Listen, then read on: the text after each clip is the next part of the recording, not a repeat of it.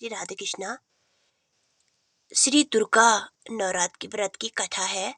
आज महागौरी माता का दिन है, गौरी माता का दिन है।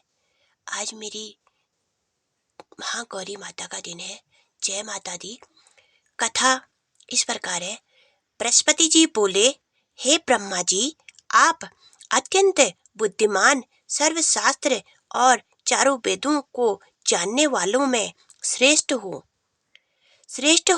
हे प्रभु, कृपा कर मेरा वचन सुनो। चैत, अश्विनी, माघ और आषाढ़ मास के कुशल पक्ष में नवरात्र का व्रत और उत्सव क्यों किया जाता है? हे भगवान, इस व्रत का क्या फल है? किस प्रकार करना उचित है? और पहले इस व्रत को किसने किया, सो विस्तार से कहो।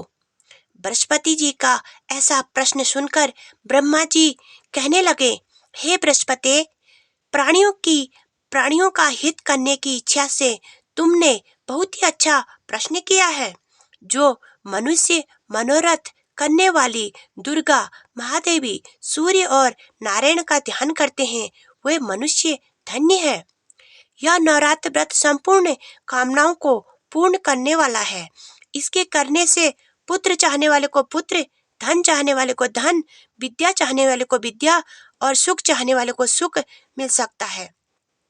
इस व्रत के करने से रोगी मनुष्यों का रोग दूर हो जाता है और कारागार में पड़ा हुआ मनुष्य बंधन से छूट जाता है।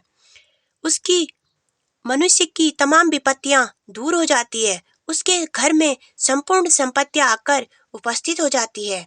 बंदियां और काकबंदियां इस व्रत के करने से पुत्र हो जाता है। समस्त पापों को दूर करने वाले इस व्रत के करने से ऐसा कौन सा मनोरथ है जो सिद्ध नहीं हो सकता? जो मनुष्य इस अलभय मनुष्य देह को पाकर भी नवरात्र का व्रत नहीं करता, वह माता पिता से हीन हो जाता है, अर्थात उसके माता पिता मर जाते हैं और वह अनेक दुखों को भोगता है। उसके शरीर में कुष्ठ हो जाता है और अंगहीन हो जाता है। उसके संतानोपति नहीं होती। इस प्रकार वह मूर्ख अनेक दुखों को भोगता है।